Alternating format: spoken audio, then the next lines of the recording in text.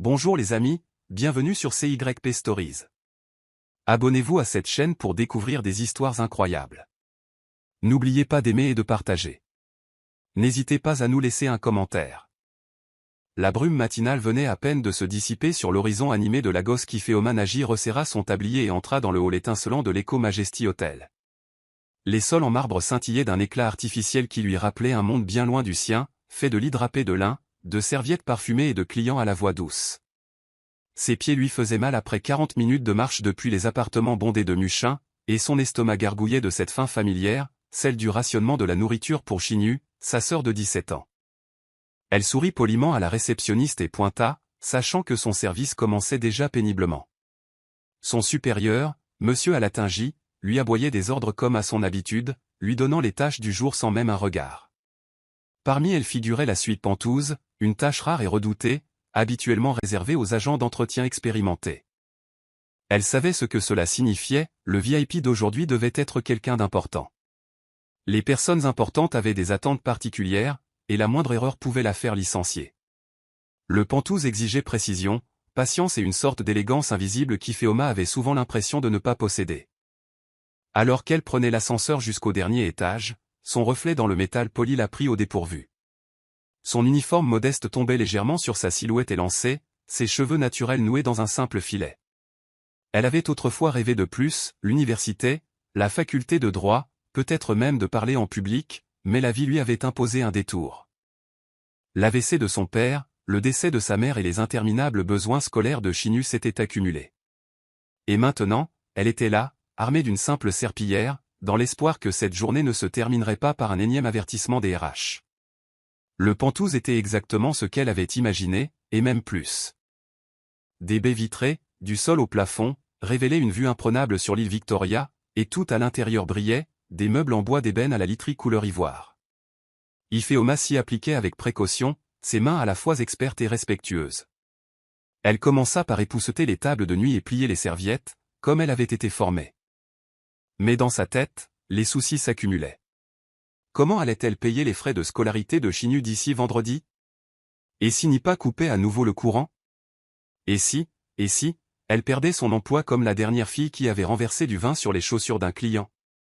Elle s'arrêta un instant près de la fenêtre, s'autorisant une profonde inspiration, la poitrine gonflée par le poids de ses responsabilités.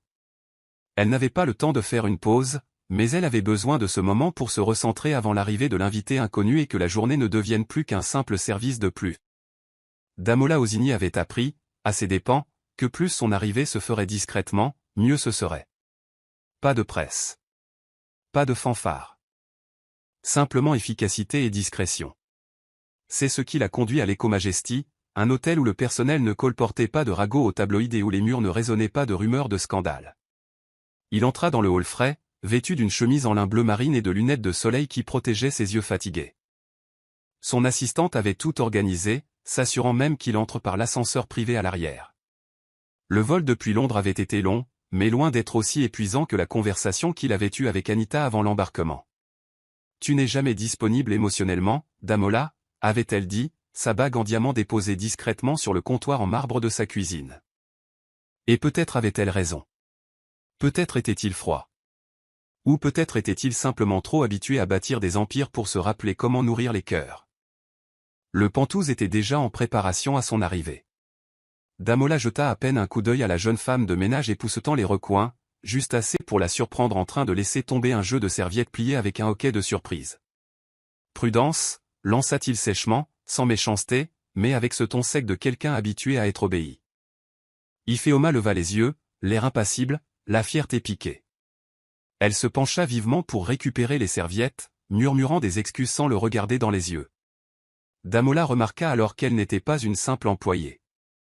Il y avait quelque chose dans sa façon de bouger, une force posée et silencieuse. Mais il s'en dépêcha. Il était là pour se changer les idées, et non pour se perdre dans des observations fugaces. Il referma fermement la porte derrière lui et s'affala sur le fauteuil le plus proche, laissant le silence apaiser ses nerfs à vif.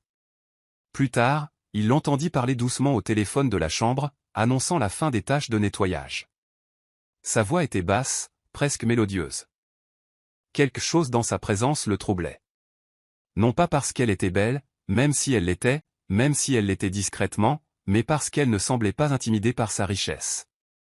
Contrairement aux autres. Elle n'avait pas souri ni bavardé nerveusement. Juste une dignité discrète. Cela l'irritait plus qu'il ne voulait l'admettre. Elle n'avait aucune raison de le faire se sentir remarqué, surtout quand il avait tant cherché à rester invisible. Il monta le son de la musique dans le système intelligent de la suite, essayant de couvrir les pensées ou la brève présence qui avait pu l'éveiller. Mais même en sirotant son vin, Damola eut l'étrange pressentiment que ce voyage ne se déroulerait pas comme prévu.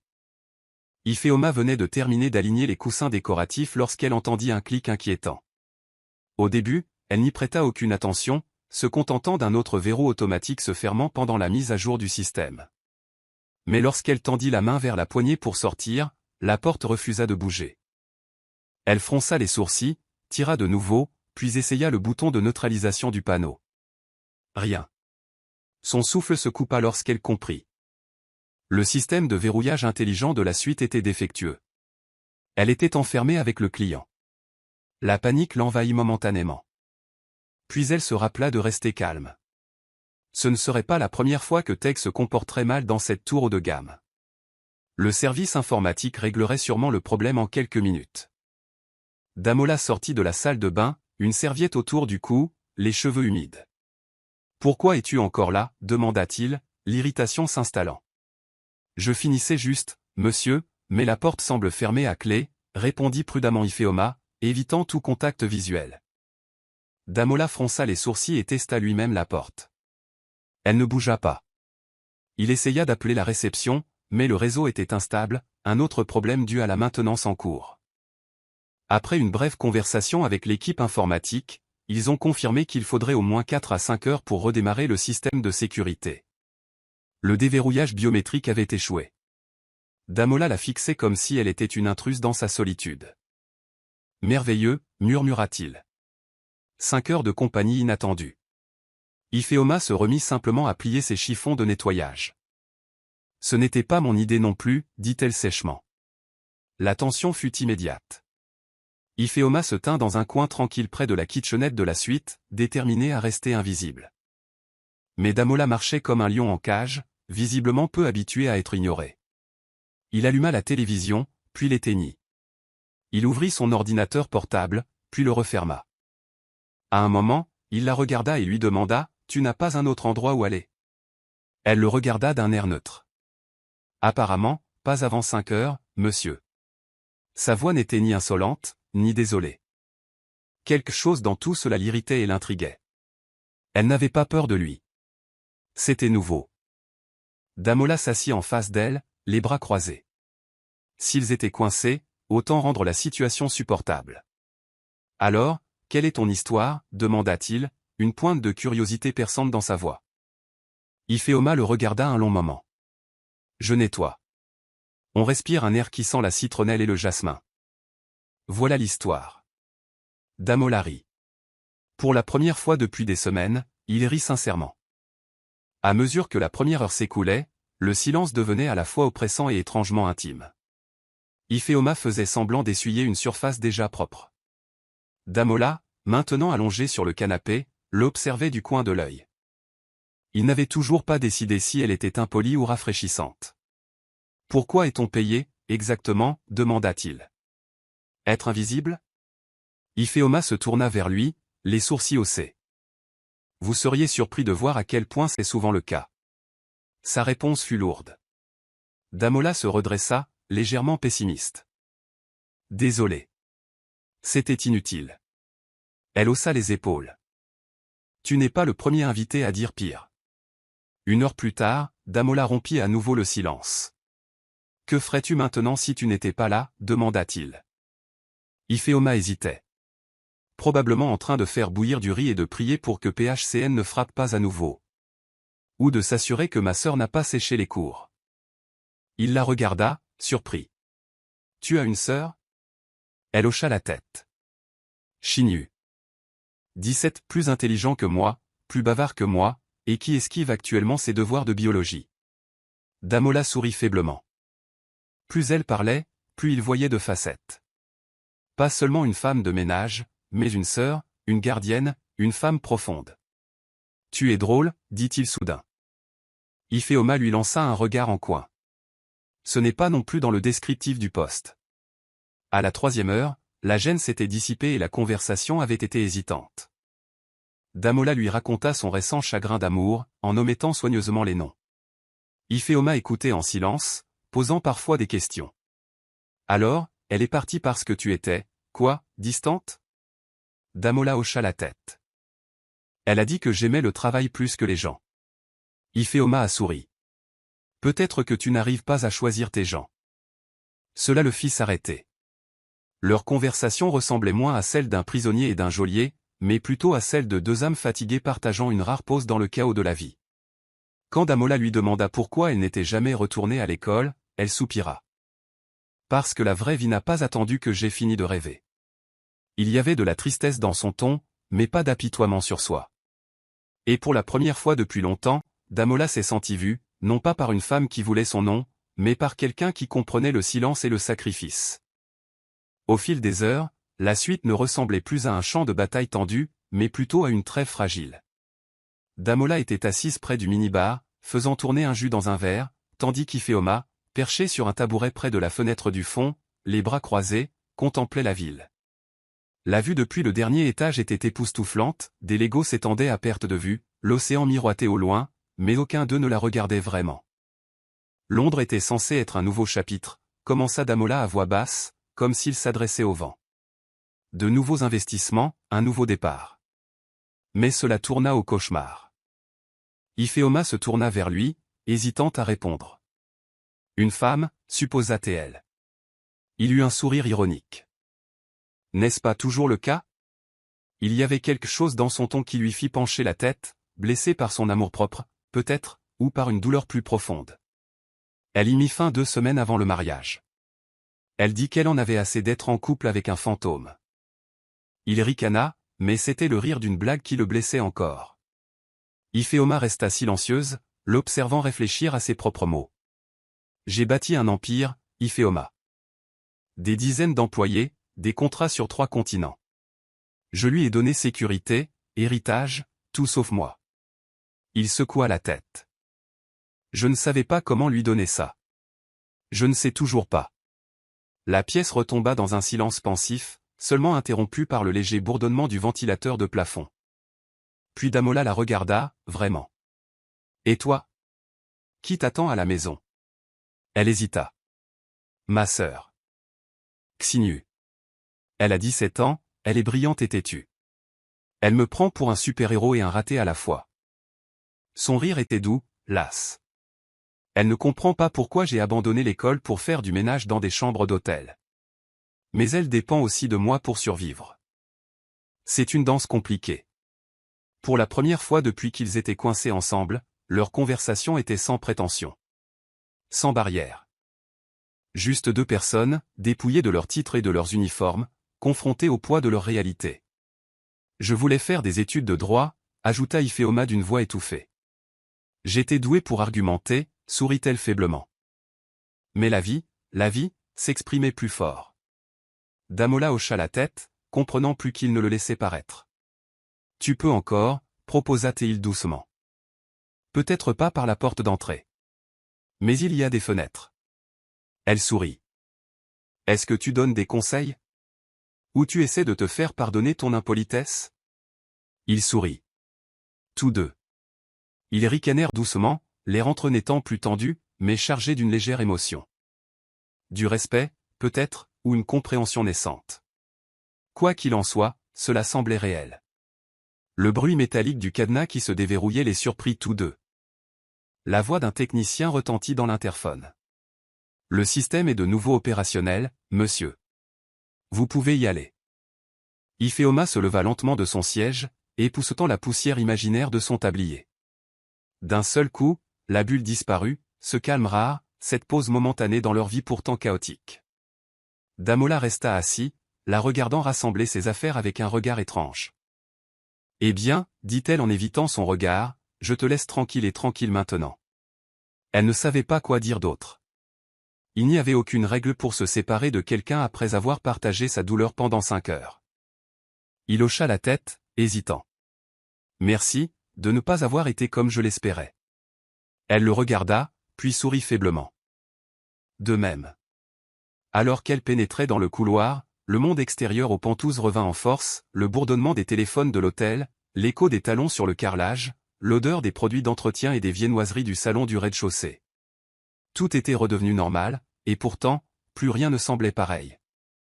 Elle avança d'un pas rapide dans le couloir, esquivant les regards curieux de ses collègues qui se demandaient pourquoi elle était sortie de la suite VIP des heures plus tard. Mais Ifeoma ne s'expliqua pas. Elle n'en avait pas besoin. Ce moment, aussi étrange et inattendu fut-il, n'appartenait qu'à elle et à Damola. Et à vrai dire, elle n'était même pas sûre de ce que cela signifiait. Était-ce un lien sincère ou simplement deux personnes s'accrochant l'une à l'autre par hasard? Damola resta assise seule dans la suite un long moment après son départ, sirotant le jus encore chaud. Il se dit que cela n'avait pas d'importance, que ce n'était qu'un accident, un simple hasard. Mais l'écho de son rire, de son regard obstiné et de ses histoires persistait dans la pièce. Elle ne lui avait rien demandé. Elle n'avait pas cherché à l'impressionner ni à le charmer. Au contraire, elle l'avait mis au défi, l'avait forcé à affronter des aspects de lui-même qu'il enfouissait habituellement sous des costumes de créateur et des contrats commerciaux. Pour un homme qui avait été entouré de gens qui ne voyaient que sa richesse, l'honnêteté d'Ifeoma avait fait la différence. Il se leva, s'étira et se dirigea vers la fenêtre où elle s'était assise. La ville s'étendait devant lui, comme toujours. Mais aujourd'hui, Lagos avait un aspect légèrement différent. Le lendemain matin, Ifeoma pliait des serviettes dans les locaux du personnel lorsque son superviseur entra, un presse-papier à la main, l'air surpris. « On vous a demandé », dit-il en louchant sur le papier. « Suite VIP. » Encore une fois. Le même invité. Ifeoma cligna des yeux. « Monsieur Osini ?»« Oui », répondit Alatinji, les yeux plissés de suspicion. « Il s'est passé quelque chose ?»« Non, monsieur, » dit-elle rapidement, masquant la confusion dans sa voix. Son cœur battait la chamade. Pourquoi la solliciterait-il à nouveau? Était-ce de la curiosité? De la pitié? Ou juste une nouvelle occasion de tester ses caprices? Maman Keshi l'entendit et la prit à part. Fais attention, ma fille, dit-elle d'une voix basse et pleine d'expérience. Les hommes riches ne font pas de demandes à la légère. Et ils ne veulent pas toujours ce qu'ils prétendent. Ifeoma frappa à la porte du Penthouse plus tard ce matin-là, les mains posées, même si son esprit était perturbé. Damola ouvrit lui-même la porte cette fois, vêtu d'une chemise blanche impeccable et d'un jean, une rare rupture avec son armure sur mesure habituelle. « Merci d'être venu, dit-il en s'écartant. Elle entra prudemment, scrutant la pièce comme un soldat retournant sur un ancien champ de bataille. « Je suis là pour nettoyer, pas pour discuter, dit-elle simplement. Il sourit. Remarquez. Alors qu'elle commençait à essuyer les surfaces, il lui tendit une enveloppe. « C'est pour toi, dit-il. Pour ton temps passé hier. » Elle ne l'ouvrit pas. « Si vous essayez de me donner un pourboire, abstenez-vous. Je ne suis pas à vendre. » Ses mots étaient durs, mais son ton était calme, ferme, sans colère. Damola la regarda, surpris. Puis il sourit, impressionné. « Je ne cherchais pas à t'acheter, Ifeoma. Dis simplement merci. » Elle hésita, puis reposa l'enveloppe sur la table. « Alors, dis-le avec ta bouche, pas avec ton argent. » Il rit et hocha la tête. « Merci, Ifeoma. Pour la compagnie. Et l'honnêteté. » Elle hocha la tête, satisfaite. Pendant les 30 minutes qui suivirent, ils ne parlèrent presque plus. Mais le silence était intense, réciproque, confortable. Elle travaillait, il regardait. Et quand elle eut fini, elle se dirigea vers la porte. « Si jamais tu veux me reparler, dit-il sans la regarder, tu sais où me trouver. » Elle marqua une pause, la main sur la poignée. « Je crois que tu n'as pas l'habitude qu'on te dise non, dit-elle. » Il la regarda, amusé. « Peut-être. Mais c'est plutôt rafraîchissant. » Puis elle partit, le laissant planté là, avec un sourire inattendu. 2 jours passèrent avant qu'Ifeoma ne le revoie, cette fois, non pas dans une suite d'hôtel, mais devant la cantine du personnel. Sa présence attirait l'attention, sa tenue de créateur et son allure soignée contrastant avec les uniformes modestes de l'équipe de nettoyage. « Tu me traques » demanda-t-elle sèchement en l'apercevant. Damola rit. « Pas vraiment. Je suis juste venu vous proposer quelque chose. Il s'écarta pour révéler une enveloppe marron et un document imprimé. Un travail. Assistant administratif. Dans une de mes entreprises. Meilleurs horaires, meilleur salaire. Elle fixa le papier sans le prendre. Pourquoi, demanda-t-elle. Parce que je te trouve brillant, répondit-il honnêtement. Et gâché ici. Son cœur bondit au compliment, mais elle ne le montra pas. Proposez-vous un poste à chaque agent d'entretien que vous rencontrez, demanda-t-elle en croisant les bras. Demola fronça légèrement les sourcils. Non. Juste ceux qui argumentent comme des avocats et poussent les milliardaires à remettre en question leur choix de vie. Elle esquissa un sourire, mais secoua la tête. Je ne suis pas ton projet, Demola. Tu n'as pas le droit d'intervenir avec des solutions comme un sauveur dans un feuilleton. Son visage s'assombrit légèrement. Ce n'est pas ça, rétorqua-t-elle. Tu as ressenti quelque chose dans cette pièce. Moi aussi. Mais ça ne veut pas dire que j'ai besoin d'aide. Ma vie est peut-être dure, mais je l'ai construite de mes propres mains. Je ne suis pas prêt à l'échanger contre une charité pleine de bonnes intentions. La fermeté de sa voix le figea net. Il hocha la tête, plia lentement l'offre et la glissa dans sa serviette. Je comprends, dit-il doucement. Mais si jamais tu changes d'avis, la porte est ouverte. Elle eut un sourire crispé. Je préférerais construire ma propre porte. Tandis qu'il s'éloignait, Ifeoma le regarda disparaître dans le couloir. Son pouls était régulier, mais intérieurement, ses pensées tourbillonnaient. Elle l'avait refusé, et pas seulement un emploi. Elle avait refusé le discours que la société servait toujours aux femmes comme elle, être reconnaissante, se taire, accepter les miettes. Mais Ifeoma voulait plus. Pas seulement pour elle-même, mais pour Shinju. Et ce que Damola voyait en elle, elle devait le voir avant de laisser quiconque le croire. Dès qu'Ifeoma franchit le portail métallique grinçant de leur petite propriété, elle sentit que quelque chose clochait. Shinju, qui l'accueillait habituellement avec sarcasme ou un repas chaud selon son humeur, était introuvable. La maison était inhabituellement calme, et le cartable de sa sœur gisait abandonné sur la chaise. Ifeoma appela et finit par trouver Shinju assise sur le carrelage dans un coin de la chambre, serrant une lettre froissée dans sa main. « Qu'est-ce que c'est » demanda Ifeoma, le cœur battant. Shinju essaya de la cacher, mais il était trop tard. La vérité éclata, elle avait été renvoyée pour s'être battue avec un professeur qui avait insulté leur défunte mère. La honte et la défiance se lisaient sur son visage tandis qu'elle parlait. Il la traita de voleuse. Je ne pouvais pas rester assise là, dit-elle, les yeux flamboyants. Ifeoma était partagée entre la rage et la fierté. La rage que Shinju ait risqué son éducation. Fier d'avoir continué à défendre sa mère. La dispute qui s'ensuivit fut violente et émouvante. Ifeoma cria à l'aide, criant à tous ses sacrifices vains, criant à tous ses petits boulots qui lui blessaient les genoux et lui cassaient le dos, juste pour permettre à Shinju d'aller à l'école. Shinju rétorqua avec ressentiment qu'elle n'avait jamais demandé de sauveur, qu'Ifeoma ne l'avait jamais laissé rêver, trop occupée à tout contrôler. « Tu crois que la souffrance est un honneur » hurla Shinju. « Mais à quoi bon si tu ne me laisses même pas vivre » Ifeoma resta bouche bée, les larmes aux yeux. Elle réalisa que son besoin de protection était devenu une cage.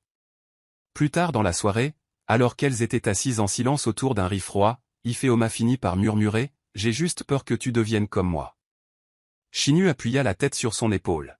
« Alors apprends-moi à ne pas faire ça, » murmura-t-elle. La colère laissa place à une compréhension silencieuse, et pour la première fois depuis longtemps, ils se virent vraiment. Pendant ce temps, de l'autre côté de la ville, Damola était assis dans un bureau calme de l'un de ses campus technologiques, discutant de projets avec son avocat de longue date. « Je veux créer une fondation, » dit Damola. « Quelque chose pour les jeunes.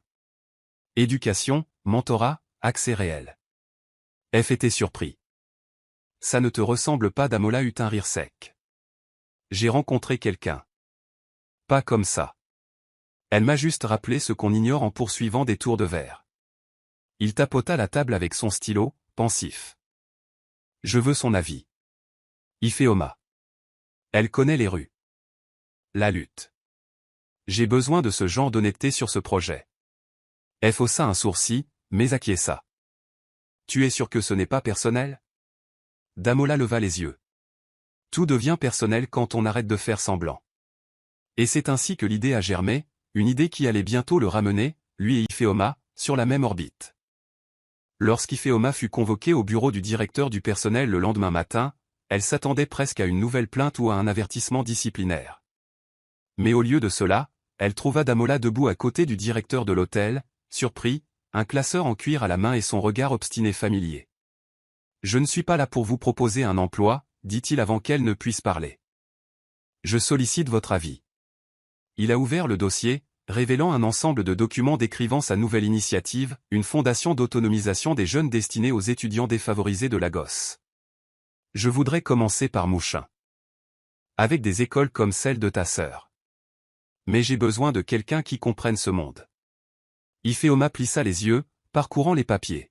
« Et que veux-tu de moi ? » ?»« De l'honnêteté, » répondit Damola. « Et un partenariat. » Ce mot l'a pris de court. Partenariat. Pas d'aide. Pas de charité. Cela a fait toute la différence. Elle a accepté avec prudence, en fixant des conditions claires. Elle consulterait, et non suivrait aveuglément. Elle ne serait pas une simple façade ni une nomination de pitié. Damola respectait toutes les limites. Leurs premières rencontres furent rythmées par des échanges sur la logistique, la langue et les besoins réels des communautés. La voix d'Ifeoma était ferme et ses idées précises. Elle suggérait des réunions publiques avec les parents, des collaborations avec les enseignants locaux, et même des forums de rue pour recueillir leurs véritables préoccupations. Damola l'écoutait, la questionnait et, surtout, s'adaptait quand elle avait raison. Au fil du temps, leur complicité professionnelle s'est renforcée. Il admirait son esprit autant que son cœur. Et même si l'atmosphère entre eux crépitait encore d'une tension inexprimée, il restait concentré sur le projet. C'était la première fois qu'Ifeoma avait l'impression de ne pas travailler pour quelqu'un, mais de construire quelque chose de son cru. De retour chez elle, Shinyu était sceptique. « Pourquoi travailles-tu avec lui ?» demanda-t-elle un soir en remuant notre soupe de bonneau. « Et s'il se servait de toi pour son image ?» soupira Ifeoma. Je me suis posé la même question. Mais il écoute, Shinyu. Il écoute vraiment.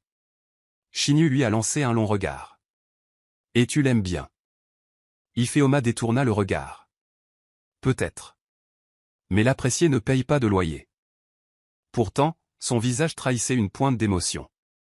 Elle ne pouvait nier la façon dont sa poitrine se soulevait lorsqu'il félicitait sa contribution, ni la façon dont ses doigts s'attardaient une seconde de plus lorsqu'il lui tendait des documents. C'était subtil. Contrôlé. Mais quelque chose était en train de changer. Et tout en restant professionnels, tous deux savaient que quelque chose de plus profond s'épanouissait discrètement entre travail et silence. Les nouvelles vont vite dans les endroits où le luxe côtoie les ragots, et l'hôtel ne faisait pas exception. Bientôt, des rumeurs commencèrent à circuler sur la façon dont Ifeoma avait été vu quittant le salon exécutif avec Monsieur Ozini, portant désormais des chaussures neuves et une tablette d'occasion qu'il lui avait offerte pour leur note de fond de teint. La plupart du personnel, en particulier les femmes de chambre et les chasseurs, commença à la surveiller avec suspicion, marmonnant des choses sur les femmes opportunistes et les milliardaires qui aimaient jouer avec les autres. Ça la piquait, non pas parce que c'était totalement surprenant, mais parce qu'elle avait trop travaillé pour que sa dignité soit réduite à des oui-dire. Un jour, Momonkeshi l'a pris à part. « Tu dois décider ce que tu veux, ma fille. Si c'est ton avenir qui compte, garde la tête haute et fais le travail. Mais si c'est son cœur qui compte, sois prête à la guerre. » Ce mot pesa lourdement sur la poitrine d'Ifeoma pendant des jours. Pendant ce temps, Damola menait son propre combat. Sa conseillère en relations publiques, Doyen, avait eu vent des rumeurs et avait fait irruption dans son bureau. « Vous travaillez avec une femme de ménage d'hôtel ?» demanda-t-elle, incrédule. « Ce n'est pas seulement une affaire, Damola. Votre marque, votre image, tout est en jeu. » Il se renversa en arrière, le regard froid. « Mon image est exactement la raison pour laquelle j'ai besoin de faire ça. Il est temps d'arrêter de prétendre que la richesse est synonyme de sagesse. Elle sait des choses que j'ignore. » Doyen resta impassible. « Et que se passe-t-il quand les tabloïds entendent parler de ça? Êtes-vous prêt à ce genre de révélation ?» Damola ne répondit pas. Il n'en avait pas besoin. Dans son esprit, les conseils d'Ifeoma, sa lucidité et son courage valaient bien plus que son image. Pourtant, il ne pouvait nier qu'ils marchaient sur une corde raide, et qu'un faux pas pouvait les entraîner tous deux dans la catastrophe. La tension atteignit son paroxysme lorsque Chinu confronta sa sœur à un article, qui laissait subtilement entrevoir une amitié naissante entre un milliardaire de la téléphonie mobile et son consultant local. Ifeoma le lut, le visage impassible, le cœur battant. « Tu l'aimes » demanda Chinu sans détour. La question lui fit l'effet d'une gifle. « Amour » Ce mot ne lui était jamais venu à l'esprit, du moins pas sérieusement. « Non » répondit-elle trop vite. « Ce n'est pas comme ça. » Mais la façon dont ses mains tremblaient indiquait le contraire. Plus tard dans la nuit, seule dans sa chambre, elle fixa le plafond et murmura dans l'obscurité, « Je ne peux pas me le permettre. » Pour Ifeoma, tomber amoureuse n'était pas romantique, c'était un risque. Et les risques, surtout émotionnels, étaient un luxe que les gens comme elle s'autorisaient rarement. Lorsque l'invitation arriva, remise en main propre dans une épaisse enveloppe dorée, Ifeoma faillit la jeter. Un gala. Pourquoi faire? Mais le message à l'intérieur était personnel, « J'aimerais que tu sois à mes côtés. » Pas comme invité. Comme partenaire. Démola.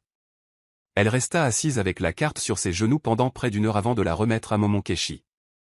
La vieille femme eut un sourire entendu. « Tu iras » dit-elle en s'essuyant les mains sur son tablier. « Tu en as envie, même si tu fais semblant de ne pas y aller. Mais n'oublie pas qui tu es quand tu portes leur parfum. » Ce soir-là, Ifeoma portait une robe bleu foncé, modeste mais élégante, empruntée à une amie de l'église, assortie de ballerines noires et de boucles d'oreilles en or qu'elle n'avait pas portées depuis l'enterrement de sa mère. Elle se regarda dans le miroir et reconnut à peine la femme qui la regardait, confiante, digne et sereine.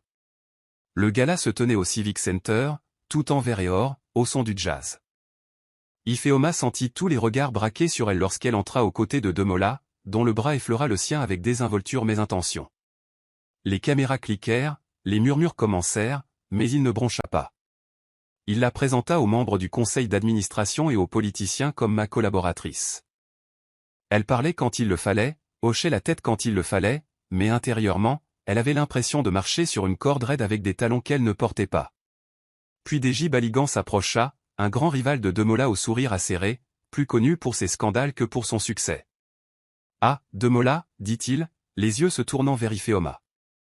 Tu as finalement décidé de sortir avec cette lutte. Un choix audacieux. » Ifeoma en eut le cœur brisé. La mâchoire de Demola se crispa. « Elle est plus accomplie que toutes les femmes à qui tu as offert un dîner, » dit-il froidement. L'insulte flottait dans l'air comme de la fumée. Ifeoma croisa le regard de Deji, leva le menton et répondit avec une force tranquille, « Certains d'entre nous sont nés dans le feu.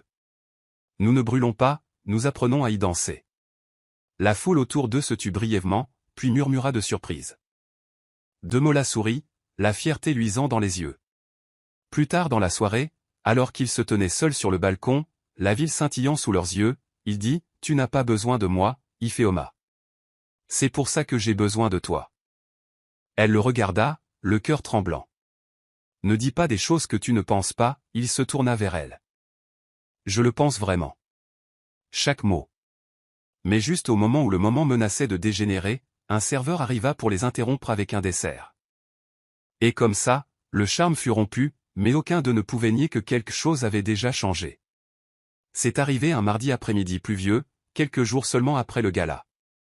Une publication très populaire sur les réseaux sociaux présentait une photo granuleuse d'Ifeoma aux côtés de Demola lors de l'événement, avec la légende suivante, de femmes de ménage d'hôtel à compagne de milliardaires, découvrez la mystérieuse femme derrière le téléphone. Mais ce n'était pas le pire. Deji Baligan était allé plus loin en divulguant des détails sur un scandale familial longtemps enfoui, l'arrestation de la mère d'Ifeoma pour un collier en or volé chez sa tenancière, 15 ans auparavant. Les charges avaient finalement été abandonnées, mais non sans avoir ruiné la réputation et la santé de la femme. Ifeoma avait enfoui cette honte si profondément qu'elle n'aurait jamais cru qu'elle referait surface. Elle resta figée dans la salle de repos de l'hôtel en lisant l'article, le corps raide, le souffle court. Autour d'elle, ses collègues la fixaient en silence, certains avec pitié, d'autres avec jugement. Elle avait l'impression que le sol s'était fissuré sous ses pieds. Demola apprit le scandale en quelques heures. Son assistant, Femi, lui montra l'article, le visage crispé par l'inquiétude. Deji instrumentalisait son passé, a-t-il dit, et l'utilise pour vous dépeindre comme un homme d'affaires imprudent. Demola serra les dents en parcourant les commentaires, souvent teintés de classisme et de cruauté. Mais au lieu de reculer, il convoqua une conférence de presse. Lorsqu'il s'est présenté devant les caméras ce soir-là, il n'a pas mâché ses mots. Ifeoma Nagi n'est pas un handicap. Elle ne ternit pas mon image. Elle incarne la résilience qui a bâti ce pays, une résilience que l'argent ne peut acheter et que le privilège ne peut fabriquer. Il la défendait avec une conviction qui faisait taire même ses détracteurs. Mais Ifeoma, trop honteuse pour lui affronter ou affronter qui que ce soit, avait déjà disparu. Pendant 3 jours, elle n'a répondu à aucun appel. Ni de ses supérieurs, ni de Shinyu, et encore moins de Demola. Elle avait besoin de réfléchir. Respirer. Ressentir la colère et la trahison sans que personne ne lui dise comment les gérer. Elle est restée chez un cousin éloigné à Agige, loin du chaos, loin des regards compatissants. Elle pleurait dans l'intimité et tentait de faire la paix avec la vieille blessure qui avait été rouverte. Ce n'était pas seulement à cause de l'article, c'était aussi à cause de l'humiliation, du sentiment d'être réduite à son passé après avoir tant travaillé pour y échapper.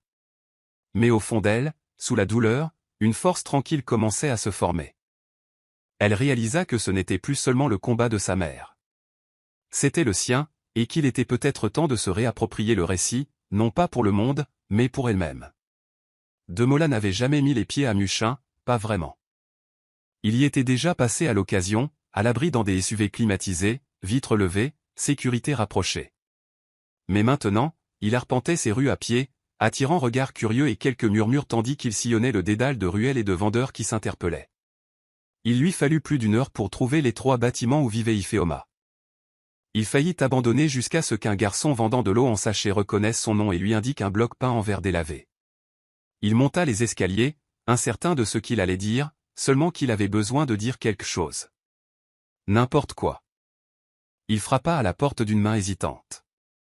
Ce fut Shinyu qui ouvrit, l'air mi-surpris mi-souciant. « Elle n'est pas là, dit-elle, mais elle reviendra bientôt.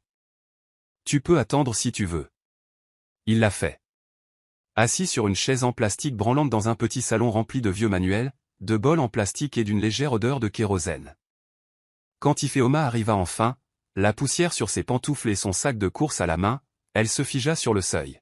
« Que fais-tu ici » demanda-t-elle d'une voix dure. « J'avais besoin de te voir » répondit-il en se levant. « Pour dire que je suis désolé. »« Désolé de quoi » rétorqua-t-elle. « De m'avoir défendu ? De m'avoir fait la une des journaux ? D'avoir cru que ta fortune pouvait me protéger d'un monde qui s'en fiche ?» Les mots furent rapides, violents. Demola ne l'interrompit pas. Il la laissa s'exprimer, car il savait qu'elle en avait besoin. Lorsqu'elle eut terminé, il s'approcha. « Non. Je suis désolé de ne pas t'avoir demandé ce dont tu avais besoin avant de faire ce que je pensais être le mieux. J'aurais dû protéger ta vérité, pas seulement ton nom. » Elle le regarda, épuisé et à vif, puis s'assit sur le seul canapé de la pièce. « Tu ne peux pas me protéger de tout, Demola. Et j'en ai assez qu'on essaie de réécrire mon histoire à ma place. » Il hocha la tête et s'assit à côté d'elle. « Alors, aide-moi à le faire correctement. À ta façon. » Un silence plana entre eux, mais il n'était pas pesant.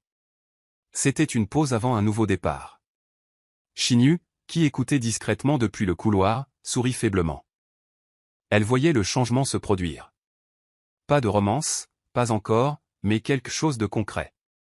Quelque chose de réel. Un homme prêt à quitter sa maison pour la chaleur et le chaos de Mushin juste pour dire « j'avais tort ». La conférence de presse s'est tenue dans un modeste centre communautaire de Mushin, et non dans une salle de bal climatisée ou un lieu de luxe.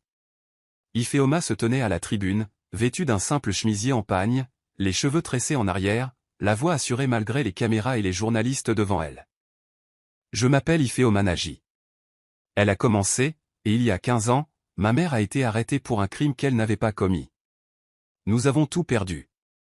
Mais ce que nous n'avons pas perdu, c'est notre dignité. » Elle s'est exprimée clairement, calmement, mais avec fougue. Elle a expliqué comment l'accusation avait hanté leur vie, comment elle l'avait poussée à faire du ménage et à faire du trafic de rue, et comment elle l'avait poussée à jurer de ne jamais laisser sa sœur vivre dans une telle honte.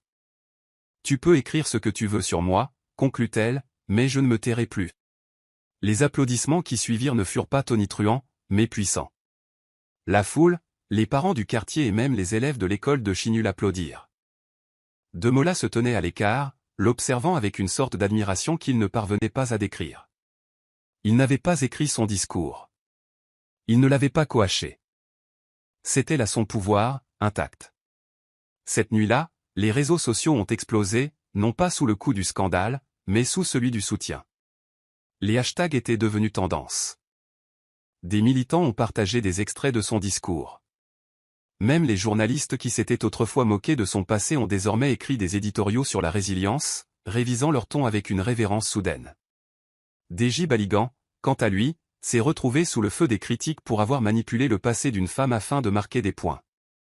Une semaine plus tard, une histoire éclatait concernant ses comptes offshore et ses transactions clandestines. Le karma avait fait mouche. De retour à l'hôtel, Ifeoma retourna au travail, la tête haute et les épaules droites. Plus personne ne murmurait. En fait, plusieurs collègues la regardaient avec un respect nouveau. Certains lui demandaient même des conseils sur les bourses, les économies et comment parler avec l'audace dont elle était dotée. Un soir, Maman Keshi la serra fort dans ses bras. « Tu t'es bien battue, dit-elle. Et tu as gagné. Pas seulement pour ta mère, mais pour nous tous. » Ifeoma sourit. « Je n'ai pas gagné seule. » Elle ne prononça pas le nom de Damola, mais sa pensée persistait dans son esprit comme le dernier couplet d'une chanson familière. Ni envahissante, ni dévorante. Juste présente. Stable. En attente. C'est arrivé un soir, au milieu d'une séance de stratégie. Il travaillait tard, papiers et plans étalés sur la table du bureau privé de Damola, dans le nouvel espace de la fondation. L'air était calme, ponctué seulement par le bourdonnement du ventilateur de plafond et quelques gribouillis occasionnels. Ifeoma tendit la main vers un document en même temps que Damola, leurs mains se frôlèrent et, pendant un instant, aucun des deux ne bougea. Leurs regards se croisèrent et, soudain, le poids de tout ce qui n'était pas dit s'abattit sur eux. « Tu sais que c'est impossible, murmura-t-elle, à peine audible. La voix de Damola était tout aussi douce. « Je sais. Mais c'est déjà le cas. » Puis il se pencha et l'embrassa, doucement, avec un regard scrutateur, comme s'il avait peur qu'elle disparaisse s'il bougeait trop vite. Pendant une seconde, elle laissa faire. Son corps se pencha contre le sien, son cœur battant la chamade, son odeur se mêlant à son souffle. Mais la réalité la frappa brutalement. Elle s'écarta, recula, les mains tremblantes. « Non, dit-elle fermement. On ne peut pas faire ça. » Il la regarda, confus et blessé. « Pourquoi pas ?» Elle rit amèrement en secouant la tête. « Parce que ça, ça ne marche pas dans le monde réel.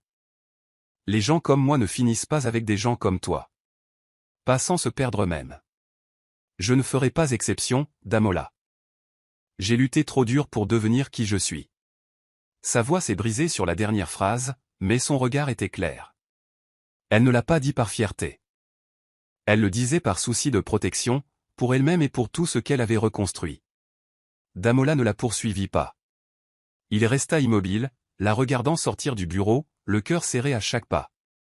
Il aurait voulu protester, argumenter que l'amour devrait suffire, que leur lien avait défié la raison dès le début. Mais au fond, il savait qu'elle avait raison. L'amour sans égalité, sans liberté, ne ferait qu'engendrer une nouvelle forme de propriété. Et elle méritait mieux que ça. Alors il la laissa partir, non pas parce qu'il le voulait, mais parce qu'elle le lui avait demandé. Et Damola Osigny avait enfin compris que parfois, le véritable amour signifiait respecter les limites creusées par la douleur, sans chercher à les effacer. Après le baiser et les adieux, la vie prit un nouveau rythme pour Ifeoma et Damola. À l'hôtel, Ifeoma reprit ses fonctions avec une grâce tranquille, ses gestes efficaces, sa présence discrète. Le personnel la traita avec un respect renouvelé, mais elle ne chercha pas leur validation. Ses journées commençaient tôt et se terminaient tard, les séances d'études comblant les vides entre les journées. Un dossier de demande de bourse pour un programme de diplôme à temps partiel était posé sur sa table, à moitié rempli, la mettant au défi de croire qu'elle en était digne. Shinyu, plus concentrée que jamais, suivait désormais les cours de préparation au WAEC. « Toi et Damola » demanda-t-elle un jour, le regard plein d'espoir. Ifeoma se contenta de sourire. Certaines choses ne sont pas faites pour arriver, du moins pas encore. Elle ne disait pas combien de fois elle pensait à lui, ni combien parfois ses doigts s'arrêtaient au milieu de son serpillière, se souvenant de sa voix à son oreille. Damola, elle aussi, se consacrait à l'œuvre. Les programmes pour la jeunesse qu'ils avaient mis en place ensemble s'étendaient désormais au-delà de Muchin, vers d'autres quartiers défavorisés et à Lagos. Ils prenaient la parole lors d'événements, visitaient des écoles et collaboraient avec des ONG. Mais son enthousiasme était toujours teinté d'une douleur sourde. Elle lui manquait, non pas comme un objet d'affection, mais comme une voix de la raison, une âme qui le soutenait. Il avait appris à respecter ses limites, mais cela ne facilitait pas le silence. Certains soirs, en examinant les rapports de projet contenant ses contributions, il se surprenait à relire ses notes 2 fois, juste pour l'imaginer prononcer les mots à voix haute. Son bureau semblait plus vide sans ses désaccords réfléchis et ses éclats de rire inattendus. Ils ne se parlèrent pas pendant près de 2 mois. Non pas par colère, mais parce qu'ils comprenaient qu'un événement rare s'était produit entre eux, et que se précipiter risquait de briser ce qui était déjà fragile. Pourtant, aucun d'eux ne cessa de construire. Elles l'ont fait, tout simplement, séparément. Et ce faisant, elles ont grandi. Ifeoma, enfin sûr de sa valeur au-delà de son uniforme, et Damola, apprenant à diriger sans contrôler. La distance entre eux était une absence, un espace. Un espace pour respirer, pour devenir, et peut-être, un jour, pour revenir. La lettre arriva un vendredi matin calme, alors qu'Ifeoma nettoyait le lavabo de la salle des professeurs. Elle l'a reçue en main propre dans une enveloppe impeccable, timbrée du sceau officiel de l'hôtel. Au début, elle a cru à une nouvelle mise à jour de la politique ou à un avertissement des RH. Mais en l'ouvrant et en lisant les mots, ses yeux se sont écarquillés. Nous avons le plaisir de vous proposer le poste d'agent de liaison administrative pour l'hôtel Eco Majesty, à compter d'aujourd'hui. Ce poste offrait une meilleure rémunération, des horaires structurés et la possibilité de travailler avec plusieurs services sur des programmes de développement, notamment une collaboration continue avec la Fondation Ozini. Elle relut la lettre 3 fois, presque incrédule. C'était tout ce qu'elle avait secrètement espéré, mais qu'elle n'aurait jamais imaginé voir se réaliser d'elle-même. La nouvelle s'est vite répandue, et si certains membres du personnel ont adressé des félicitations tièdes, d'autres, notamment Momonkeshi, ont célébré avec une joie sincère. Ta mère serait fière, a-t-elle dit en la serrant fort dans ses bras. Et pas seulement à cause du titre. Parce que vous n'avez pas fait de compromis pour l'obtenir. Le premier jour d'Ifeoma dans son nouveau bureau a été surréaliste. Elle portait un chemisier modeste, un pantalon noir et des talons aiguilles. Son bureau était petit mais bien rangé, et elle avait sa propre adresse email pour la première fois de sa vie. Ce matin-là, elle resta assise tranquillement, les mains sur le clavier, puis murmura « On avance, maman ». Une étape à la fois. Ce jour-là, elle a soumis son dossier de candidature complet pour le programme de diplôme à temps partiel et a envoyé un courriel à l'école Chinu pour entamer les démarches d'inscription anticipée au A-Level. Plus tard dans la soirée, elle arpentait les couloirs de l'hôtel, non pas comme une femme de ménage, mais comme quelqu'un qui réécrivait son histoire. Elle passa devant l'étage du dernier étage, marqua une brève pause, puis sourit. Il n'y avait ni désir, ni regret. Juste de la gratitude pour ce qui avait commencé là. Les 5 heures qui l'avaient autrefois embarrassée étaient devenues un tournant. Elle n'avait pas besoin d'être sauvée. Elle avait simplement besoin d'une fenêtre, d'un aperçu de ce qui était possible. Et à partir de cet instant de calme accidentel, une nouvelle vie avait commencé à prendre forme. L'enveloppe était plus lourde qu'elle ne l'avait imaginé, couleur crème avec des bordures dorées. Elle arriva un mardi matin, adressée à son domicile, et non à l'hôtel. C'est Chinu qui le lui tendit, les yeux écarquillés. Ça a l'air cher, la taquina-t-elle. À l'intérieur se trouvait une invitation au lancement du nouveau pôle technologique au Sen à Lagos, en République continentale, dédié à l'innovation des jeunes et au développement communautaire. Le centre, disait la note, portait le nom de la défunte mère de Damola, le centre à Denis au Sen pour l'autonomisation des jeunes. Au bas de la carte, griffonnée à l'encre bleue, se trouvait une note manuscrite. Rien de tout cela n'existerait sans vous. J'espère que tu viendras. Ifeoma le fixa longuement, le cœur étrangement immobile. Elle ne s'attendait pas à avoir de ces nouvelles, pas d'une manière aussi personnelle. Le lancement était prévu pour le week-end. Elle hésitait à y assister. Que espérait-elle prouver? Mais la part d'elle-même qui marchait autrefois pieds nus pour remplir des seaux d'eau murmurait « Tu as mérité le droit d'être vue ». Elle décida donc d'y aller. Elle portait une robe fluide vert émeraude, cadeau de Maman Keshi, les cheveux soigneusement coiffés en chignon, un maquillage doux et subtil. Elle paraissait élégante mais posée, professionnelle et authentique. À son arrivée sur les lieux, Un élégant bâtiment moderne entouré de fresques d'enfants et de rêves codés, personne ne l'a prise pour une inconnue. Plusieurs membres du personnel l'ont accueillie par son nom. Elle s'est retrouvée debout au fond de la salle pendant le discours d'ouverture. Damola se tenait sur scène, confiant dans son ikbata bleu marine, parlant d'innovation et d'accès. Mais lorsque son regard la croisa, il marqua une pause, un instant, et sourit. Ce n'était pas un sourire ostentatoire. C'était la gentillesse que l'on réserve à quelqu'un qu'on est vraiment reconnaissant de voir. Après son discours, il se fraya un chemin à travers la foule jusqu'à elle. « Tu es venu, dit-il doucement.